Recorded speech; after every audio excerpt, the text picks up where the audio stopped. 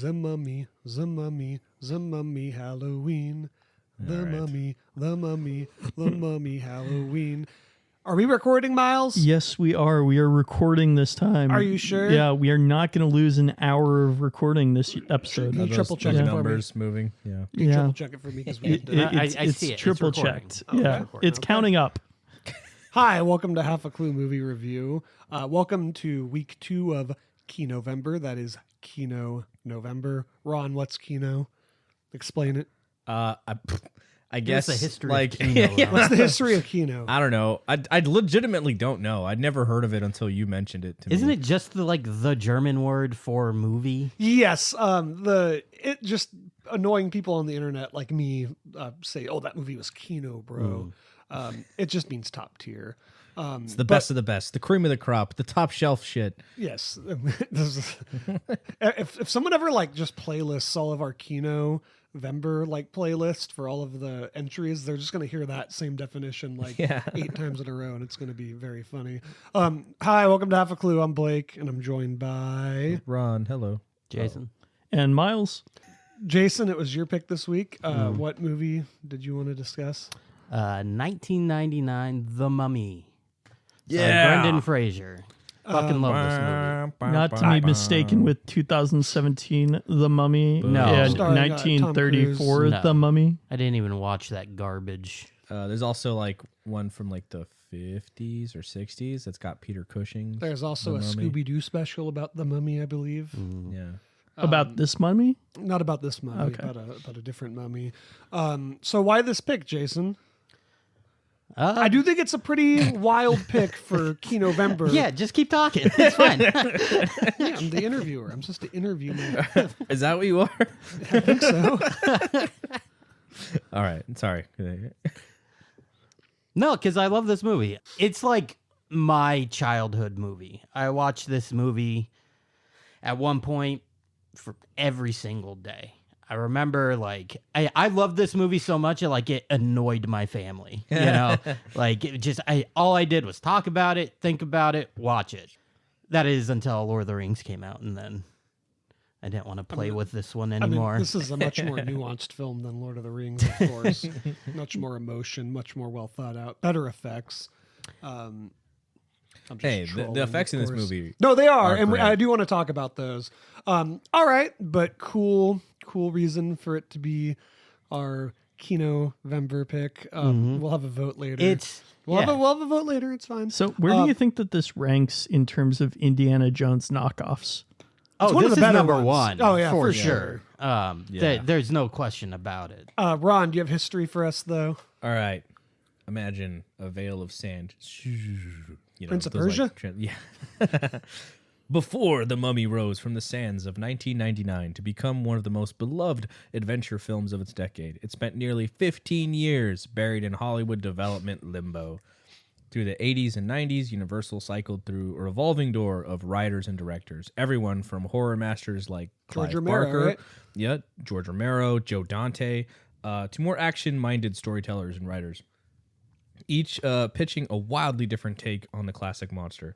The project went from gritty gothic horror to romance to a low-budget B-film and back again before landing in the hands of Stephen Sommers, who struck the perfect balance between pulp adventure and supernatural spectacle. Yeah, I was gonna say, sorry. He like combined all of that together. Yeah. Yeah. Especially the B film part. Yeah. I mean, a bit. Yeah. I was gonna say I actually read a few of the other pitches for this movie because, like you said, they were trying to make it for several years. It sounded like a lot of the takes were very like almost Nosferatu-like. Like a Yeah. lot of them really wanted this to be like a dark romance movie. Yeah. Which could have been interesting. I think setting it in modern day was like, I don't know. That sounds like it's so lame to me. Yeah. Like, I'm so glad that they decided to put it back into the 1920s and stuff. It's like it just has like such a unique feel, and like it's it's a period piece, and it really feels like it just belongs in that time when ancient like Egyptian like archaeology was like at its peak, when people were like like rediscovering You don't it. want to see the mummy scrolling on Tinder. Yeah, exactly. Anyway, so starring Brendan Knocks Fraser. on the moon. He's just swiping no, not a knocks on the moon. Brendan Fraser is a ruggedly charming Rick O'Connell, and Rachel Weisz is the clever, quick-witted librarian Evelyn. With a budget of around $80 million, The Mummy became a box office juggernaut, earning over $400 million and reviving Universal's classic monster legacy. That was like a big point, was that whenever someone was wanting to get like a bigger budget, Universal kept shooting it down. They're like, no. That's why they wanted it to take place in modern day. That's why they wanted it to be like cheap, low budget and shit. And then eventually Soderbergh's like pitch was strong enough that they were like, all right, fine, we'll put more money into it. And it paid off. All right, so now let's dust off the cobwebs, try our best to avoid all the booby traps, and see if we can decipher the ancient texts surrounding this movie and discover if this film truly is Kino. That's what we all want to know. Yeah. It is. Is it Kino? Yes. 100%. Is this the voting section, No, not Jason? yet. Okay. No. Was there a voting section? Yes, there's a voting section. It's at the I can't believe, sorry, Miles, that you Miles, changed your yeah. your mind on Armageddon. It's your movie. You picked it. I'm sorry. You know what? I had not seen it in years. Uh-huh. I respect it. Okay. We all agreed that we had a really fun time watching it. It was a Yeah, fun it was watch, fun. right? It was enjoyable. And really, that's all that matters in films, right? I've said this again. You're saying this? I've said this. This doesn't sound like a Miles take, to be honest. No, I've said it before, and I'll say it again. There's no such thing as a good movie. Okay, now we're Well, starting. yeah. All right, let's not dwell on this too much. All right, let's break down this plot. For those of you who have not seen this movie, which is probably like none of you, because why would you? Like, everyone's seen this movie. It's a great movie. Anyway, so we begin. I had not seen this movie. You've Really? never seen Yeah. this? I had Bro. not seen this movie before. That's wow. That is okay. surprising. Yeah. Well, first, Okay. real quick, let's. What are your first impressions Yeah. of The Mummy? My first impressions of the Mummy were the librarian caused everything to go to shit the entire movie. Every single time that something bad happens or something bad goes wrong, she's like, oopsie. It's really just once, right? She read from the book. She She reads read from the book. But she was also like, oh, I found the key. I'm going to open the sarcophagus. That was locked. And there's like a warning on it. Don't open this. Well, they're explorers. Yeah. Pretty dangerous. They're trying. They had just heard, oh yeah, these guys over here, they got acid sprayed on them because of a booby trap. And That she's wasn't just her like, fault. That was the other guy. I know, but that acid wasn't like that bad of a thing to happen comparatively to a mummy going out and destroying the entire world. Yeah, but credit to her, right? This is something I like about her character is she's like, no, I fucked up. I need to fix this. Yeah. That is true. And also Yeah. she's playing it off like this is just superstition, it's dumb. And then when things start happening, she's immediately like, okay, this is real. We need now to discover a way to stop all this. But we can get onto that a little bit later. Let's break down the plot. So, like we said, back in ancient Egypt, where a high priest Imhotep dares to fall in love with Pharaoh's mistress, Anaxinamun. Their forbidden affair ends in betrayal, murder, and Imhotep's punishment. Mummified alive and locked away with flesh-eating scarabs, where he is to remain, sealed inside a sarcophagus. The undead for all eternity, the Magi, will never allow him to be released, for he would rise as a walking disease, a plague upon mankind, an unholy flesh-eater, and with the strength of the ages, power over the sands, and the glory of invincibility. Maybe they should have just fucking killed him. This whole time I'm like, hey, your punishment puts like the rest of the world at risk forever. It is really, I don't want to say a short-sighted thing, because it definitely takes, it's a couple thousand years, but it's pretty wild to be like, dude, if this guy gets out, he's going to be OP as fuck. And by the way, it kind of just seems like they accidentally let him out. It's not even, there's not even like a plot where like maybe people who worshipped him broke him out. Like, No, that's the second like one. A dumb archaeologist accidentally lets him out. I don't know. Your punishment was not well thought out. People. I mean, it lasted for thousands of years. yeah, he's going to destroy the world though. Centuries later, in the 1920s, Egypt, Rick and Evelyn and her brother Jonathan set out for the search of the lost city of Hamunaptra. Unfortunately, their archaeological curiosity unleashes Imhotep, who awakens with a thirst for power and his lost love. All right. So yeah, initial impressions from everybody. Let's see. Blake? I've seen it before a couple times, maybe 2 times. Yeah, it's fun. It's essentially, like Miles said, it's an Indiana Jones movie, which I think is an interesting and probably the right choice for where to take this, because I don't think anybody would have given a fuck about like a horror, like a more traditional horror monster movie with the Mummy in like 1999. Yeah. So to instead make it more of like a high action blockbuster Indiana Jones style, like it's pretty fun. I think that it's pretty dumb too. Like every time I think about the plot, I'm a little like, okay, but it is a good time. Like you will have fun watching it. Yeah, I think this is like you said, the best Indiana Jones sequel. Like this one and the second one better than any of the other Indiana Jones. Like if you went from like, what is it? What is it? The cup? What is it? The Uncharted? The Holy Grail movie? The Holy Grail That's one. Oh my the god. Last Crusade. Last Crusade. To like these two, it's like that's it. Like, these would be perfect blends to What like about Kingdom of the Crystal Skull and the No. Dial of Destiny? No. But these ones are great. Yeah, I've also seen this movie a million times too. Much like Jason, I grew up with a VHS copy of this one and the sequel, and I rewatched them a lot. It was a classic. It was one of those good ones that just, I would rewatch it any chance I could. Yeah, I love this movie. So yeah, it's a good one. Holds up, I think, very, very well. Yeah. It does? Yeah, it does. I mean, you know what, Miles? You picked Armageddon, okay? I already explained it, but yeah, I just love this movie. It's just one that I always like to come back to every few years now, just because it just makes me happy. I just enjoy watching it, and that will probably be the case for the rest of my life. I'm going to check up on you in 50 years. Yeah. I will have probably watched it at least 10 times. It's like, I don't know. Just walking around his room, he's like, eh. It's like the old man in Barbarian watching his tapes, but it's the Mummy. I don't know. Brendan Fraser's character kind of felt a little bit off to me. I don't know what it was, but it seemed like it was kind of like forced, and especially when he was trying to be like nonchalant about things, right?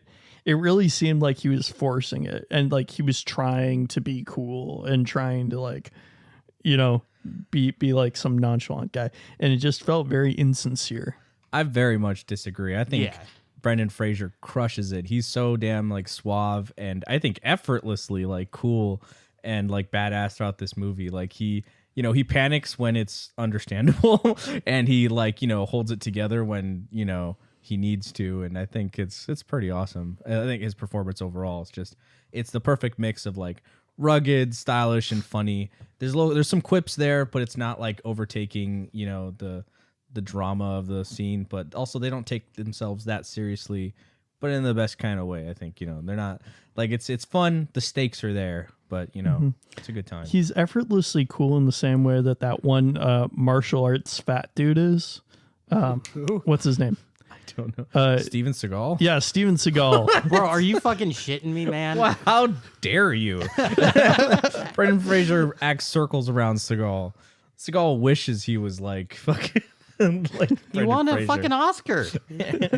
Brendan Fraser. Yeah, Brendan Fraser. Oh, for The Whale, not for this. Well, yeah, but still, He should have. He's a much better actor than Steven Seagal. That was also like 20 years on into his career. If you can't learn how to act in 20 years, I mean, there's something You wrong. fucking try it.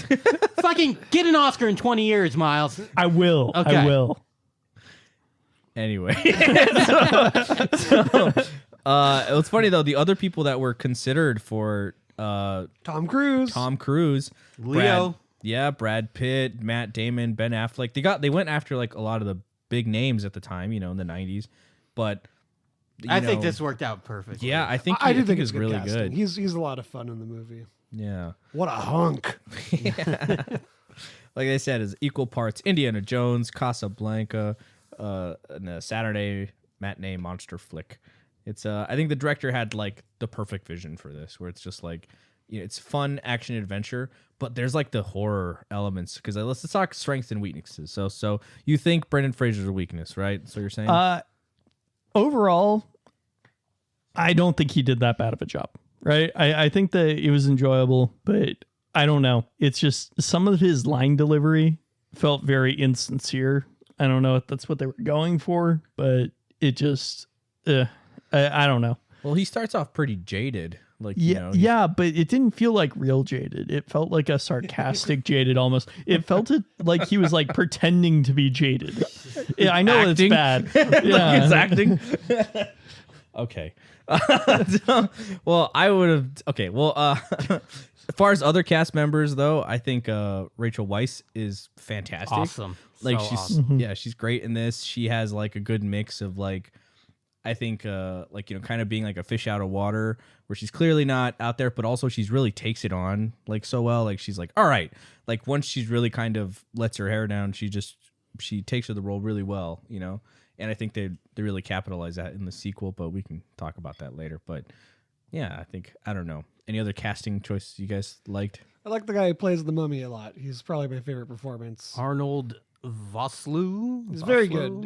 Yeah. He brings just the right amount of like kind of goofiness, but also menace at the same time. He's just a fun villain. He's you don't really hear him like speaking that much, at least not like for most of the movie. But when he does, like I don't know, I think he maintains like a good kind of aura to him that's like, Yeah, he's just a lot of fun. Yeah. I like the fact that he plays everything straight. Like our heroes are kind of like fun, quippy, and like, but he is just like a straight villain. There's no he's not like cracking jokes like a villain would in like a modern like Marvel movie. Yeah. And I like I think it balances out the movie from keeping it from getting too goofy. It works. He's very good. Yeah, I really liked the second guide as well. The other guide that guided the Americans.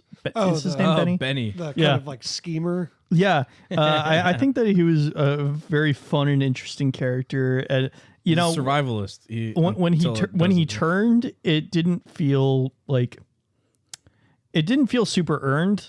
Like I think it does. I mean, he was a saw it. sleazebag from the beginning. Yeah. Hey, like that. Don't you close that door. Don't you close that door. And he's just like, it's great. Yeah, that's his whole character. Is he will fuck over anyone just like so he could get by. Yeah.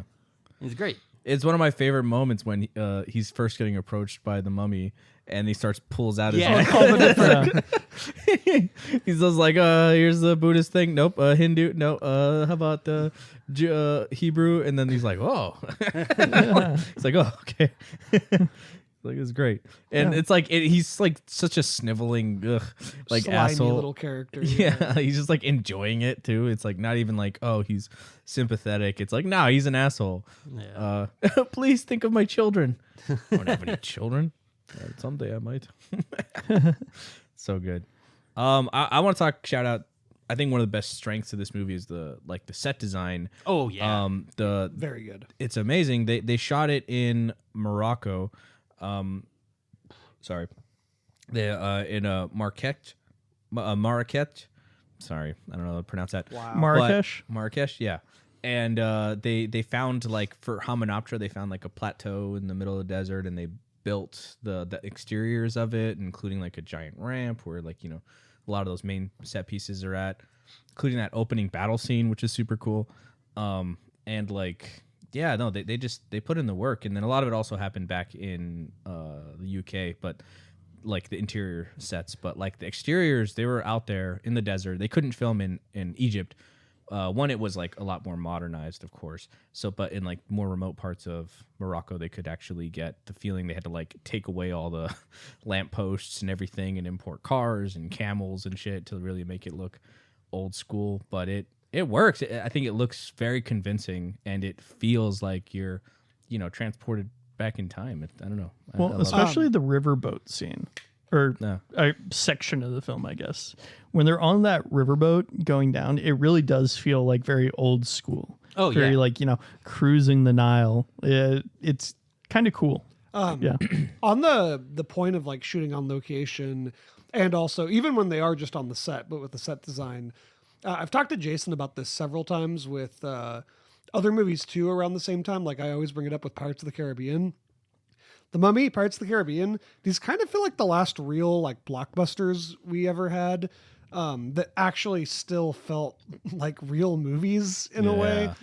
Because it was after those two franchises that I feel like just green screens. It just turned into a machine. Like, no more on location shooting. Like when that era of filmmaking kind of rose, because you really do see the difference where it looks so much better, right? Like the worlds feel more lived in. There's so much depth. The set design is so much better. It just, they look visually so much stronger than a lot of movies post like this last era of like Hollywood blockbusters. Yeah. And there's like I don't know, it might be cliched to say, but like you could just like feel the amount of like creativity that is poured into this movie, and the love of it, that everyone just like really wanted to do something great. And now it's, again, I'm gonna sound like Miles, but like now it just feels so much more cynical. Well, fucking like, remember that tweet I showed you? It was like someone who was working on Doomsday, the upcoming Avengers movie, and it was them confirming that they were shooting with the script. And it's like, well, wow. It's like some of the actors haven't even like actually been in the same room together, and it's crazy. It's like you can't get the proper performance if everyone just shows up like on a random day and does their part. Like the fucking leads of Doomsday haven't all like been on the same frame together, or if they have, it's because they fixed it. I don't like that. See, I miss these old school blockbusters where like, you know, they were actually like making a movie. Yeah, like Harry Potter, the Lord of the Rings trilogy. Lord of the Rings, it's Pirates. Like there's so much effort into the like wardrobe and set design, makeup, and everything. You see the blood, sweat, and tears of like the work. Yeah. And I mean, and to be fair, back then studios were afraid of it. They didn't want to greenlight this for obviously like 15 years because they were like scared away at the budget of doing a period piece, like, you know, VFX heavy, you know, movie like this. It's like, so it scares away a lot of the studios. But I mean, but also if this one shows like, again, all those movies that we mentioned were blockbusters. They earned more back their money, and they've spawned franchises that still are going today. Like, you know, from Harry Potter to fucking Lord of the Rings and whatever. Like, that shit's still around. They're just remaking Harry Potter, and there's another Lord of the Rings movie in the works. Yeah. Like, and there's another TV show for Game of Thrones. Yeah.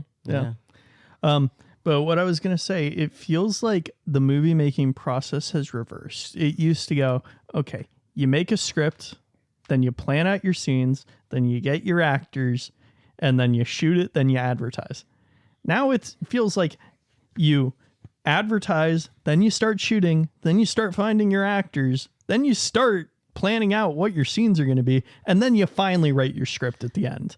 And it really feels like that nowadays. I get what you're saying. It just feels like way more convoluted and kind of just like a dumb way of making a movie. It feels just insincere. I want to get back on track to this, but it does feel like what people complained about in old Hollywood, like the studio systems where they're just kind of cranking movies out, like it's like kind of like that now, where it's like it's just they know that they're like printing money essentially with like certain, you know, franchises and everything else, and so here we are. But also, I think audiences are really waking up and are adjusting to it, and you know, you have a lot of people like Miles who don't go to the theater, who don't want to watch these movies, and that's fair for a lot of those big budget ones that they don't necessarily deserve it, you know. So it's like there's you know, there's a whole other thing. But let's get back to this. Well, I mean, we can talk about this too. If we're kind of just talking about franchise and stuff, Blake, you wanted to talk about why you think this failed as a franchise. Oh, yeah. So I was going to say, in retrospect, did they fuck up by calling it The Mummy and not calling it like Rick O'Connell and the Curse of the Mummy or something? Because then, you know, with The Mummy 2 and The Mummy 3, they're kind of like, oh, there's another mummy. But if they had called it Rick O'Connell and the Curse of the Mummy, they could have really gone the Indiana Jones route and just made it like a franchise about him and Rachel Weisz, and they could have, you know, gone on indefinitely. And then Jason, you had a great idea. Pitch this. Oh, just like, what if they went through like all the classic Universal monster movies like So Rick which one- O'Connell versus the creature of the Black Lagoon and shit like that. So that I think it would work. And there's nothing that said they couldn't do that at the time. I think they were just like, The Mummy was such a, it was just a success, and people just wanted more of The Mummy, so they went back to it.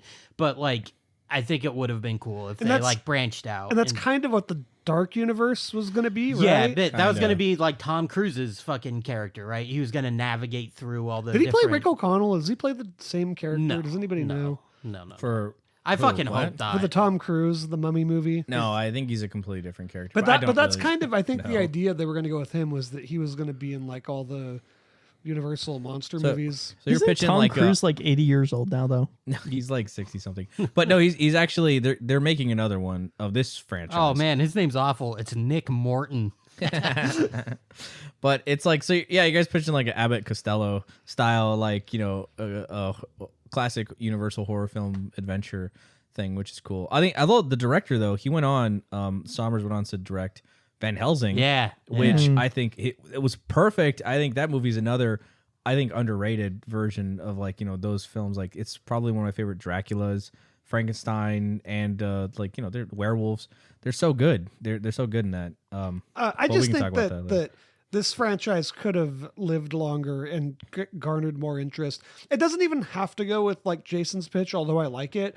I just think that by tying itself and making it just like the Mummy franchise, it really boxes itself up when he could have been like it's a the modern, Mummy. Yeah. But I'm saying Rick O'Connell could have been like a modern Indiana Jones. I guess, yeah. That could But have been. also, this was at a time when they weren't thinking about it in terms of franchises and stuff like this. No, Probably not. what they wanted though was sequels. Yeah. Yeah. And I so mean- they did the second one, which did not do well. I like the second one though. I need to rewatch it. I probably only saw it like twice. It leans more towards the action comedy, but with like there's like a sprinkled in scene of horrors. There's like with the little I don't know if it's considered racist nowadays, but like the little pygmy mummies that are like fun. Oh, I remember those things. Yeah, like yeah. That was great. I think there's a lot of good stuff in that movie too. In that one, like What about the third one? dude, the third one sucks. I remember being so disappointed with that one. But again, Sommers left. He did Van Helsing. Rachel Weisz left, and then they should have just left it there. I read someone's comment someplace that talked about how it's like if they had just pitched it as a father-son adventure film with like, you know, Rick and whatever his kid's name was, like them going, you know, finding a different mummy in China, which is fine, that's a thing, then it's like that could have been really cool, another adventure quest thing that would have happened. But instead they like recasted her. It didn't feel the same at I don't all. like that. And a lot of it, just the scenes just weren't. They shouldn't hold up. Apparently this week they greenlit The Mummy 4. Yeah, that and is happening. she is Timing. coming back. Yay! And so is John Hannah, who Yeah. played Jonathan, and the guy who played, they don't even say his name in the movie, but the other guy, the guy in the black robes, face tattoos. They don't even say his name in the movie, which is crazy to no, me. they do it. His name's like Artet or something like that. It's like They mention it like something. they mention it like maybe once, like in passing, but it's kind of hard. They mention it more. He's like in the second one. They're like, hey man, you know. He's like, what are you doing here? He's like, they arose the creature again. He's like, ah, damn it. Like, His name's Ardeth Bay. Death in the Bay. movie. It's great. Yeah. He's great in this too. Yeah. Shout out to that dude. He's one of my favorite. He's one of the more characters. fun side characters. You know for who I sure. love? My favorite like little character in this movie is Winston. Yeah. Winston. The pilot. Here I the come, drunk pilot. laddies. All he wants to do, he just wishes he died in the war with his boys, and they give him a fucking chance to do it. I love He it. goes out in glory and then in quicksand. So I will say about The Mummy 4, hopefully it's actually like intended to be a good movie and not just a platform for them to start a podcast. What? What? What does that mean? That's like a thing nowadays. It really is. Nobody's doing. Nobody's making movies Who's making to do this podcasts. podcast? Brendan Fraser's just gonna be talking Brendan about Fraser mummies. And Rachel Weisz? Yeah, and Rachel Weisz. I doubt it. They're both have moved on to be good classic Successful actors. actors. Yeah. They have? I saw a kid Really? in the Mummy. Yeah, Yes. Rachel Weisz she was in The Favorite. Watch The Favorite. She was in a couple of those Yorgos Lanthimos. Yeah, movies. dude, The The Lobster. Lobster, The Favorite. Was Brendan Fraser's gonna be like, I saw a kid with a mummy outfit. It was lame. An excuse to start a podcast? I'm sorry, that was just wild. Another thing I wanted to talk about is the music in this movie. It's Alexander Courage, Jerry Goldsmith is the one who like conducted it and composed it. It's so like it's just like sweeping and like fun. It just kind of really fits the tone so well. It has a little bit of that like Egyptian-esque like kind of music. I don't know how accurate it is, but it feels authentic. And it's like it's fun. I'm sure they really did their research. Yeah, I'm sure. Like it's such a good like score that kind of like dun dun dun dun, like those like shots of the Sahara or the the desert and everything. It's I think it's a well shot movie too as well. Like Oh yeah, it's beautiful. Yeah, it looks great and it's good looking. and shout out to Industrial Light and Magic Hell yeah. for pushing the envelope back in the day, and they were really giving it all. Like I sent that like behind the scenes thing of like Industrial Light and Magic, like how they went through the whole process of developing the Mummy and the concepts that they wanted. Like the director didn't want like a classic like wrapped up in like kind of toilet paper look. He was like, I want it to look like really creepy, and they went for like that dry decay. Yeah, look. they didn't want it to be too gory either. Yeah. Well, the first mummy you see, and I guess the main mummy, isn't even like really a mummy. It has not been mummified. It's still wet. Well, I mean, it went through They the make a point of that. but it went through the mummification process. No, but the so it's still a mummification mummy. process dries it out. Yeah, I mean, they take. Well, the thing is, he was mummified alive, so it's like Yes, they- and he How do was you mummify mummified in something a very alive? specific way. magic. That Okay. But is The it plot's still dumb. The plot's mummification? dumb. It. I mean, yeah. I don't know. Okay. He's okay. the mummy. it's like they did it. I'm assuming they somehow kept him alive because it's magical. So apparently, and this was in the book adaptation of the movie. The mummification process for him was they pour all the scarabs on him, right? Seal the sarcophagus. But the idea was that the scarabs would slowly eat him, and eventually, to stay alive, he would eat the scarabs. And so he was supposed to have stayed alive for a while in there, which is really fucked up. Yeah, I mean, so like I remember when I was young, like it haunted me the scratches on the inside, yeah. and him carving the death is only the beginning. So great. There's so many fun quotes throughout this movie. Like great, yeah. All right, so the pacing and the structure, I think it's very well paced. It does have good Perfectly pacing. paced. Yeah. For like an action film of its time, you get the opening scene, which I love. You get flash into like ancient Egypt. It sets it up, and then boom, it jumps right into this like them fighting over this and everything, and then it sweeps away, and we meet like Evelyn and everything, and I don't know. Again, there's immediately the key right away. You find the key, and then it's like, oh, now let's jump into the next thing where they meet Rick, and yeah. Oh, apparently, Brandon Fraser almost died. He did. He got choked out during that scene. I remember again watching that and just thinking like, damn, it looks like they really choked the shit out of him. It's because they did. Yeah, his eyes are like bulging out of his skull. He passed out. I read about that. It's the director's fault. Because they kept doing it over and over again, and they had like a harness or something. Yeah. And like it just wasn't looking good enough, so he didn't tell Brendan Fraser, and he like tightened it or something so it would choke him harder. And yeah, Brendan Fraser like passed out and woke up on the ground. Yeah. It's like, And then oh man, I think then the stunt coordinator said, here I have the quote. Congratulations, you're in the club. Same thing happened to Mel Gibson on Braveheart. Because it's like, yeah, because in that scene where he's like, ugh, like he's fucking choking, dude. And that was the first like day of shooting, basically. Like, so imagine that you're Brendan Fraser. The first day you nearly die. And they had tons of instances of people getting stung and bit. They had to like helicopter them out. Oh yeah, all the snakes and shit in the fucking desert. And it's like it was a pretty dangerous set to be on. That's what you get shooting on location in the Sahara. but it looks good. It looks awesome. It looks really good. Not these pussy green screens. These fucking video walls. Get out of here. What did you guys think of the fight scenes though? I love them. I don't know. They're kind of campy. They are campy, yeah. I mean, the movie's campy. But it's like, I think that's where it really shows off to like the Indiana Jones stuff, where it's like, every punch has that like, sound effect to it, I mean, but everybody's dual wielding pistols. Fuck yeah, It's they like, are. Nobody did that in the 1920s. If you had like one guy doing that, Nobody does that in real life. Ever. Yeah. No, it's a movie, Miles. Okay. Capital M movie, dude. Yeah. If it had been Brendan Fraser's thing, I would have been like, okay, cool. Sure. This guy's a weirdo. He's dual wielding pistols. I like it. Right. But then the Americans start doing it. And then the other British guy starts doing it.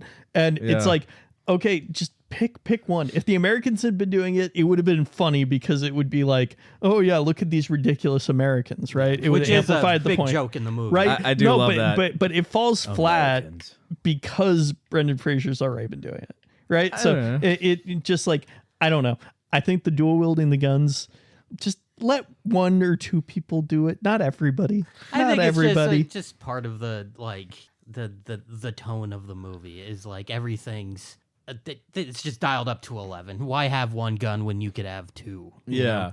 Yeah. Why have one mummy when you could have 50?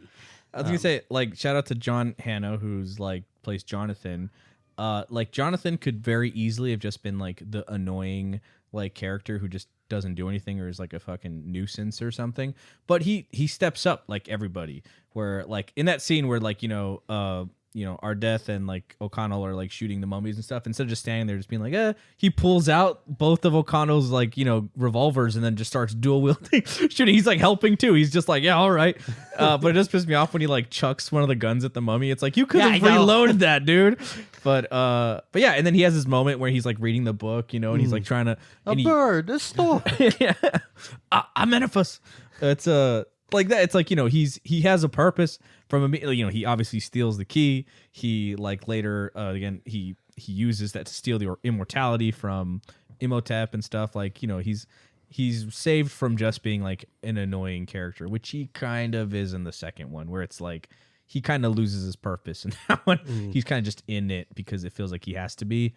And it's like I've never seen the second one. The second one, I think. It's a fun. I like it. I hear it has one of the worst CGI shots. Yeah. Of yeah. 100%. The scorpion. I kind of want to watch the movie just for that. It's awful, dude. It is so bad. It is very bad. Even for as the a time. kid, I was watching it. It's like Jesus Christ. Dude. Yeah, like it's not even like for the time. It's like no. Back then, it was still like no Davy Jones from Pirates 2. Yeah.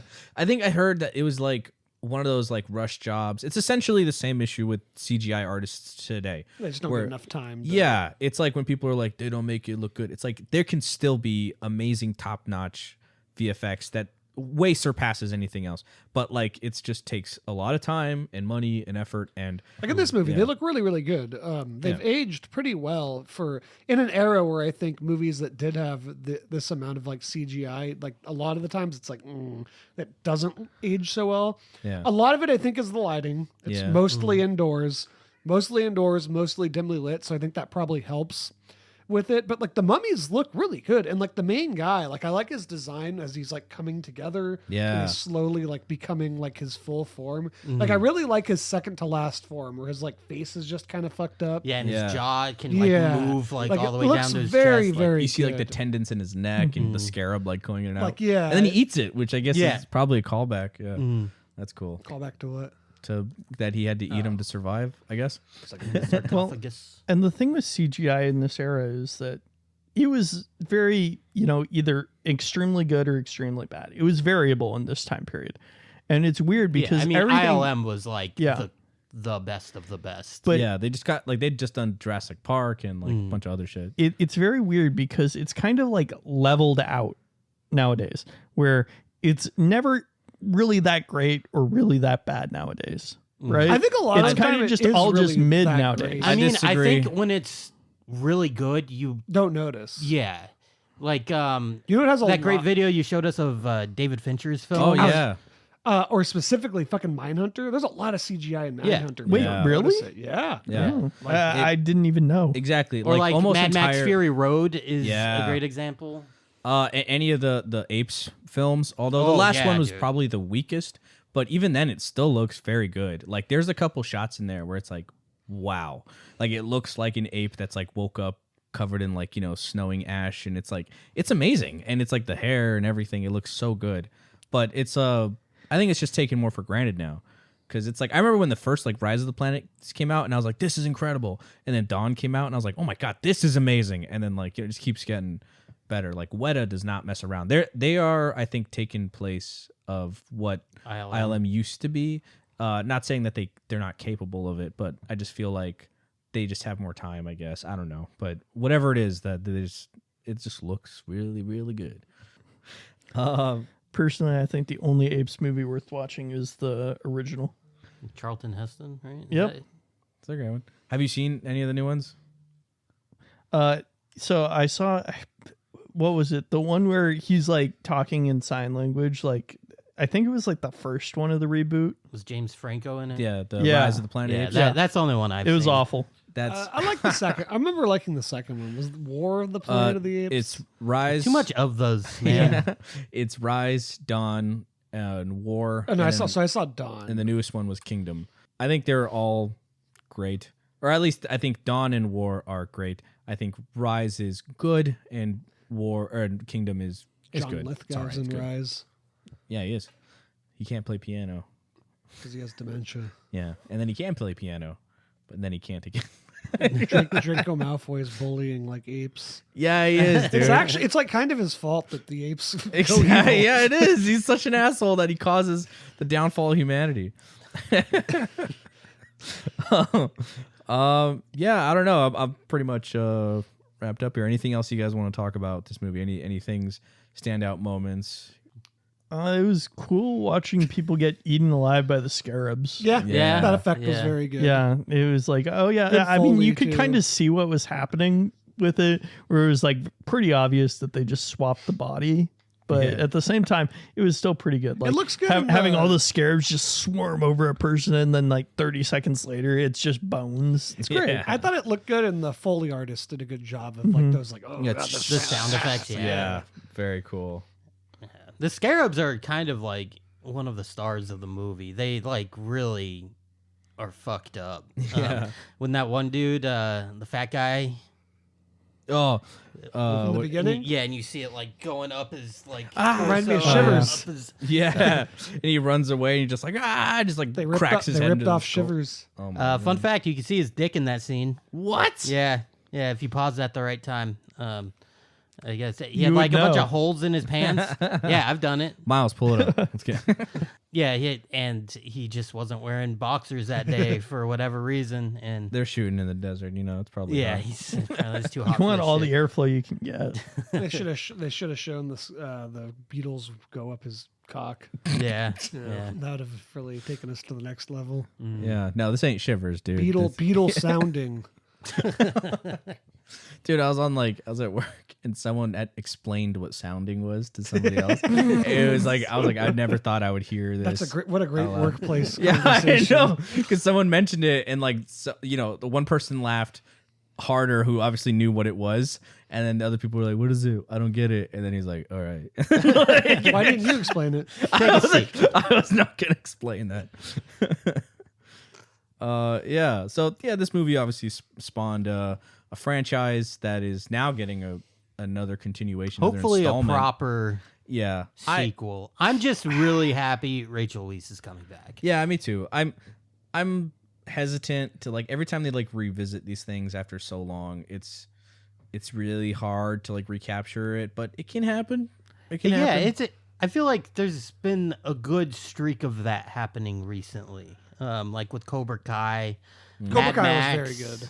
Came Predator. back and Predator Prey was great. I've not seen Badlands, but I've heard good things. It doesn't look that good. The newest Alien movie was pretty good. I liked Romulus. I've not seen the show, but I've also heard good things. Fucking corporate shill wanting to bring everything back, Jason. No, I'm just saying, like, if they're going to bring it back, bring the actual actors back and, like, hope for the fucking best. Like, I feel like this franchise should have been bigger anyway, so let's do it. It's And true. then they can Right. turn it into It's- a podcast. It's true. All of it. The mummies. Egypt. All right. Should we get into our vote on whether or not this is Kino? I can go first if you guys want. All right. And I guess also this will be our final thoughts. Yeah.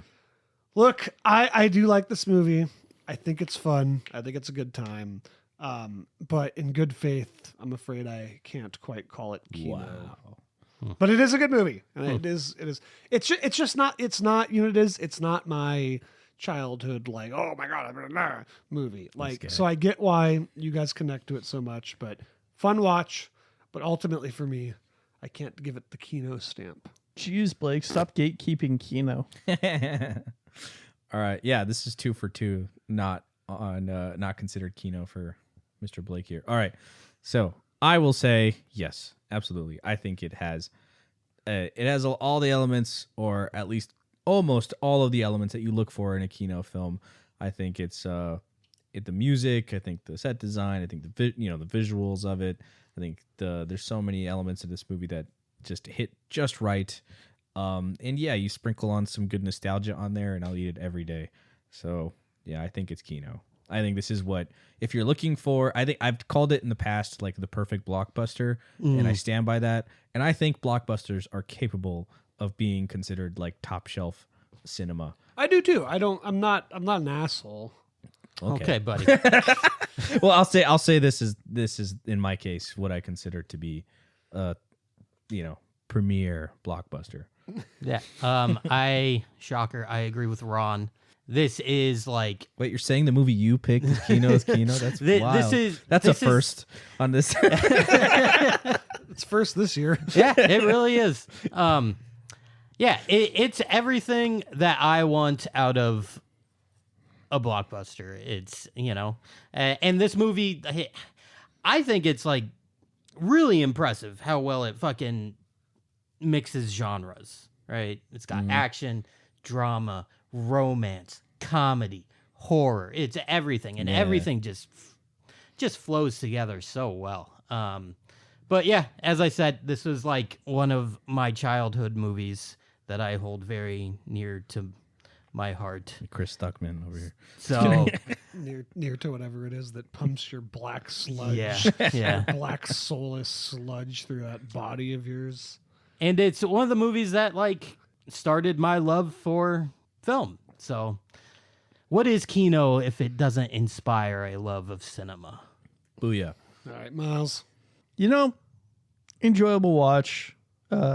First time watching, like I said. I don't think that this movie is Kino, but does that really matter? Kino is just some term that a bunch of elitists made up in order to say, oh, and gatekeep cinema. It matters on our podcast. Yeah, Blake's just like gatekeeping this so hard right now. I'm not. He's I like, think- no, I am the person who decides what is Kino. No, that's not what I'm doing. I thought it would be fun to have a voting section. Okay. That's all. That's all. But the only vote that matters is yours, right? No, there's 4 of us. Okay. But like I said, it doesn't matter if it's Kino or not. I don't think it does. No, it doesn't. It is an enjoyable film. No, it's a dumb fucking word. It was goofy. It was weird. Honestly, I think that you guys have a little bit of nostalgia for it, and that's why you think definitely. it's as good as you do. I think that there are some flaws that Yeah. with the film. So I don't know. Personally, it's not my cup of tea. Maybe I'll watch it again in 5 or 6 years, but who knows? So, half a clue first. We cannot determine whether it's Kino or not, unfortunately. Oh my god. How about you, the viewer? Tell us. Yeah. You decide. Kinovember, Let and us by the way, know. Miles, Kinovember is really just an excuse for us to talk about our favorite movies. I think that's the Oh, we idea. were supposed to choose our favorite movies? You did pick Armageddon. Well, that's because they wouldn't let me pick Interstellar. You could have. You can pick Interstellar anytime you want, Miles. I think that would have been a resounding no from everyone around the table, but you could have picked it. Yeah, you can pick it and we'll watch it and we'll be like, I mean, it would be a very fun podcast. But yeah. should we get into what we've been watching? Sure. What have we been watching? I don't know. You tell me, Ronaldo. Oh, okay.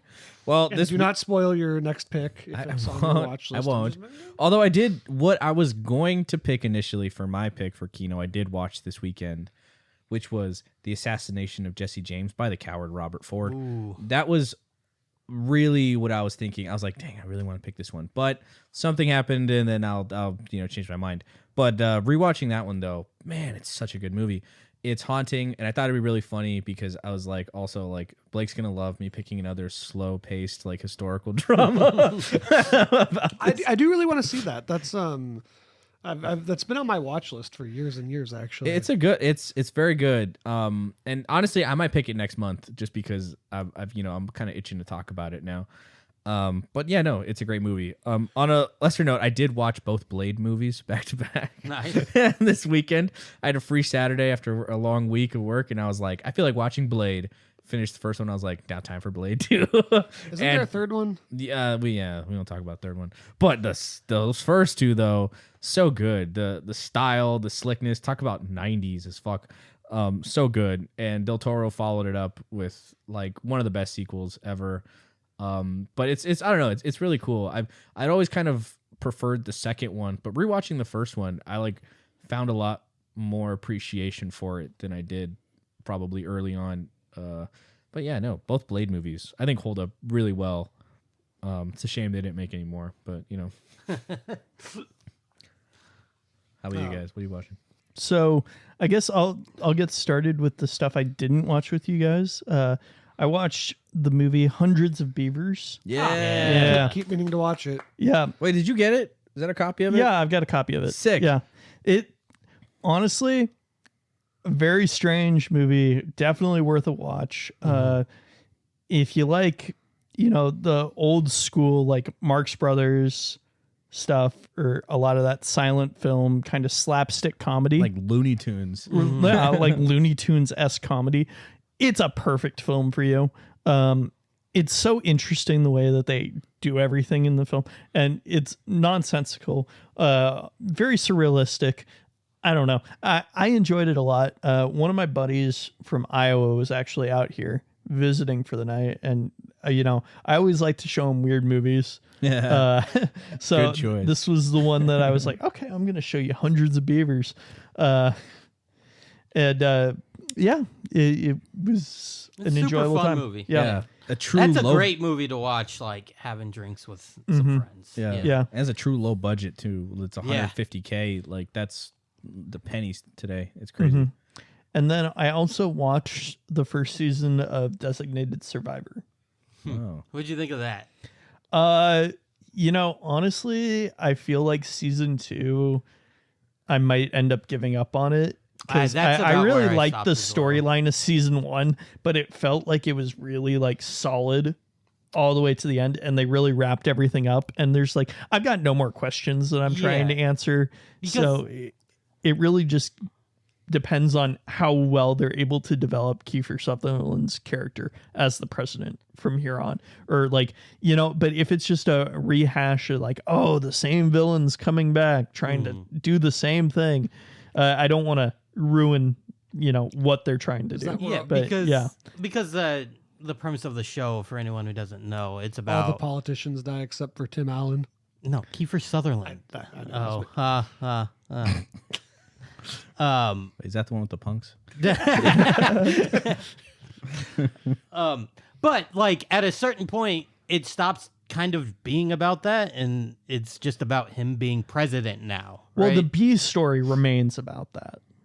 Yes, but it's also like eventually like it's just about him being president. It's not like about the process of dealing with that. It's probably like episode 6, I think, is when it really makes that turn where it's like, okay, they aren't kind of dealing with like rebuilding the government.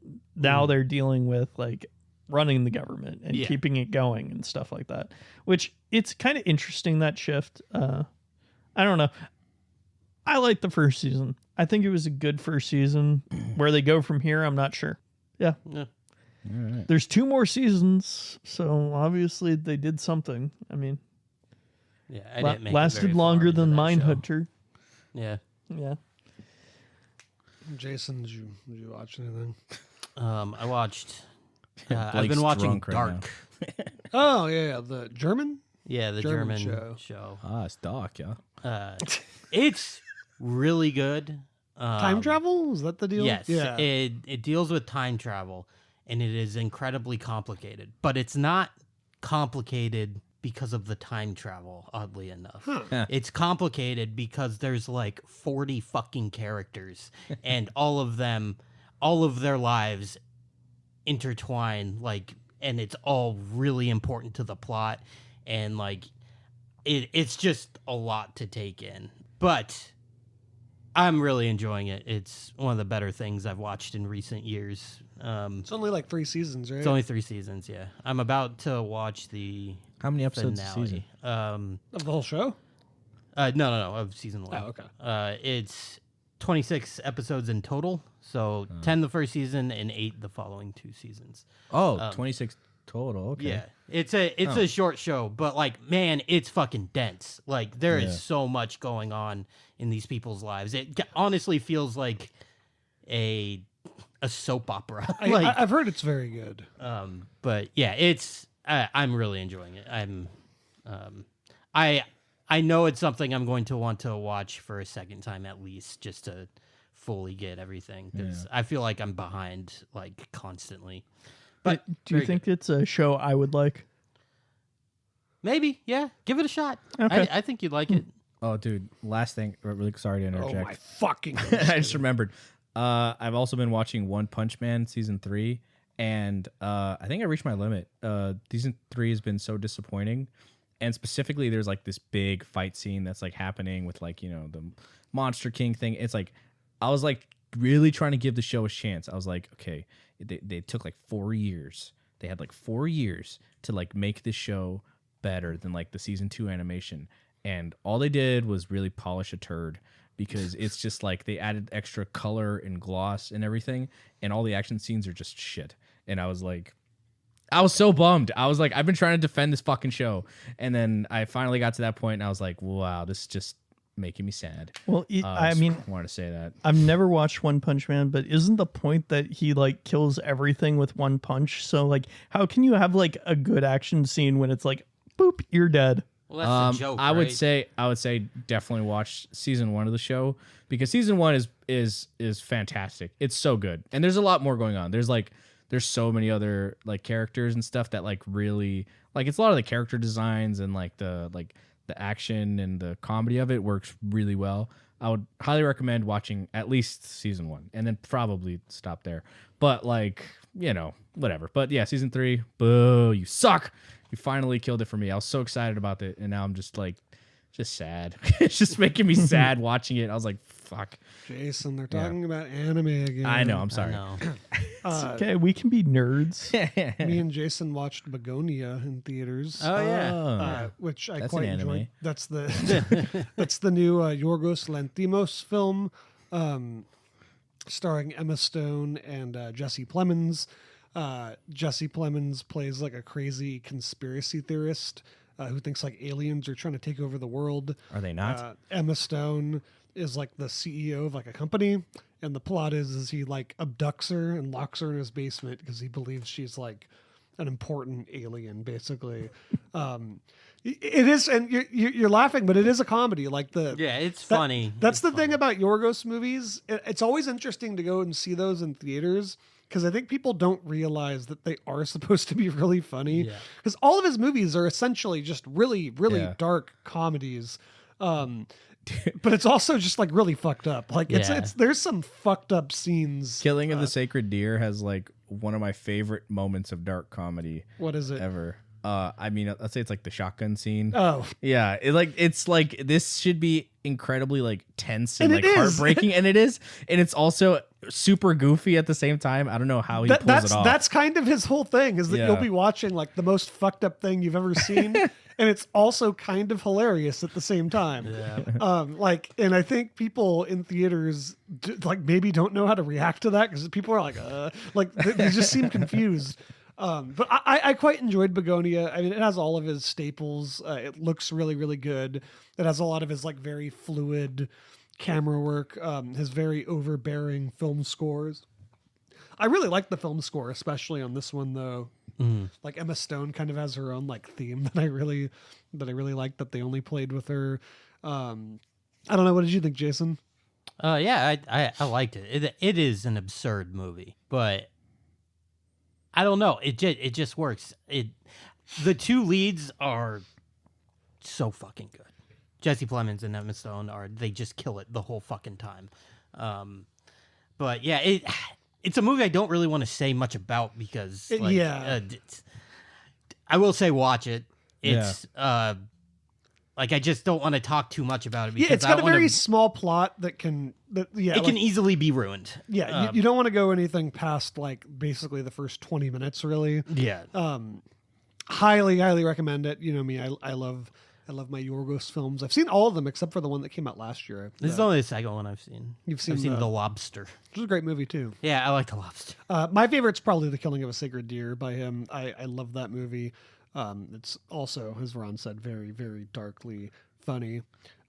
We also watched Dinner in America, Us Three. It's a movie I love. I don't think they like it as much, but that's okay. Have you ever seen that, Ron? Dinner in America? No, I have not. But sorry. Yes. No, what were you gonna say? I've heard good things. That's it. I like it a lot. I don't know. It's a very simple film. It's just a coming of age movie that has a very everyone's kind of dialed to 11 in. That's kind of like the point. Oh, it's got your boy. It's also a little bit of a dark comedy. Oh, for sure, it's a dark comedy. Yeah, Kyle Gallner. I really like it. I really need to check out the director's follow-up film, which came out last year, which is called Snack Shack. I don't know. I don't think Jason liked it very much. I think it's good. I guess it was probably just like way overhyped for me. Well, especially for you because our friend Sam. Yeah, but not only like that, just like everything I've seen about this film online is just like it's the best movie ever, and you know you call it a perfect movie as well. That doesn't help. I do think it's a perfect movie. I just feel like it's. I enjoyed watching it, but I expected a lot more from it. All right. Yeah, I think it falls into the same thing that like Donnie Darko does, where little edgelords love it so much that it's like it's really edgy but it's like fake edgy. It doesn't. How is it fake edgy? It's like what people who think edgy is. I mean, but that's what edgy is, though. It's like when you're like, I like the movie a lot. I don't know. I do think it's a perfect movie, and I love it. I could understand it's probably not for everyone, but the thing for me about it is that I just really connect to both characters, which I find interesting because they're kind of like polar opposite characters in a lot of ways. They're very different, but I find them both so relatable that's what I like about the movie. But anyways, Ron. Hey, it's your pick for Key-November. Yeah. So, all right, so let's have it. Like I said, it was going to be the assassination of Jesse James by the coward Robert Ford, but I decided to change my mind because this week the Tatsuya Nakadai passed away. You guys remember him as the lead detective in High and Low. Oh yeah. So he later became to be like he took over Toshiro Mifune's like role as like the leading man in Kurosawa's like later filmography. And I chose what is the like Rand takes all of like, you know, like the credit. It's very famous and for good reason. It's an amazing movie. It's one of my favorite movies ever. But I decided to pick the movie that came before it, the one that Kurosawa called the dress rehearsal for Rand, Kagemusha, aka the Shadow Warrior. It stars him and it's very good. It's one of the most visually striking movies I've ever seen. And I am excited to talk about it and also to make Blake watch another slow historical movie. I'm very excited to watch another Kurosawa movie. I actually just bought High and Low on Criterion. Yeah. Criterion sale. I saw that. Criterion sale, everyone. Alert. Until December 7th, I believe. So go out and buy your Blu-rays. Go out and buy your $50 Blu-rays. Oh, you're going to love this, Blake. What? It's 2 hours and 42 minutes. That's fine. I like my boy Akira Kurosawa. I'm very excited to watch it. This was like his comeback. Like this movie was. I mean, I'll get into it more next episode. But like, George Lucas and Francis Ford Coppola were like basically bummed that Kurosawa wasn't making movies anymore, and they pushed to like this was his comeback basically, and it's fucking awesome. What's it called? One more time. Kagemusha, aka the Shadow Warrior. What do I look up on Amazon Prime? Kagemusha. That's what it is. Yeah, I mean, I'm gonna try to get like a physical copy of it, but I don't know. We'll see. I think it might be one of those that may not. I'm sure there is. If it has a Criterion, you can get it for 50% off at your local Barnes and Noble. And there is a Criterion, actually. Oh.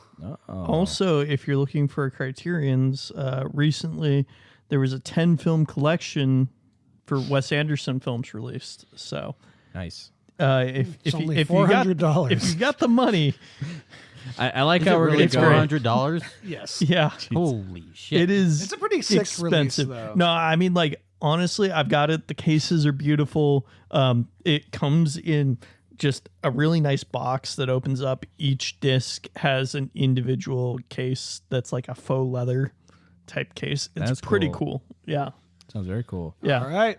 Yeah. Well, thank you, everyone, for listening. Go watch Kagemusha. Go watch Kagemusha. Week 3 of Kinovember shall commence. Watch the movie, and we will be here to talk about it. Let us know. Do you think The Mummy is Kino? Yeah, let us know. We unfortunately could not certify it. You break the tie. Kino or not. So let us know. All right. Bye. Bye. But Bye.